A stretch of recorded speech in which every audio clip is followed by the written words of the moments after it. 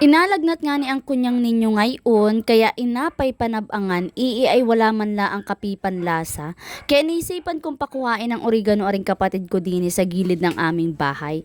Ari ay tanim ni inay, maigi rin talaga kapag ka nasa probinsya at may tanim-tanim na mga herbal. Ari ang inagamot sa amin ni mother noong kami mga bata pa, kapag kami may ubo at lagna, tapos ganire nga ning walang panlasa at di nga ni minsan makabili ng royal.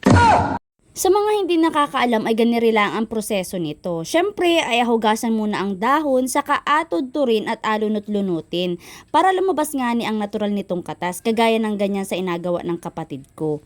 Kung marami kayong matumar, umainom ay aday damihan ninyo ang dahon, dahil itong 4 na pirasong malalapat na dahon na ito ay 1 kutsara lang ang makukuhang katas. Pagkatapos tuturin at nakikita nyo na nalabas na ang katas, ay sunod na agawin naman ay apigain naman ito.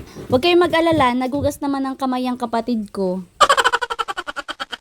Ito na ang oregano juice na ating nakuha. Ito ay pag napainom ay nasamahan ng pulot at kalamansi para hindi masyadong lasap ang pait ng love life mo. Charot, charot, charot, charot. It was at this moment that he knew he fucked up.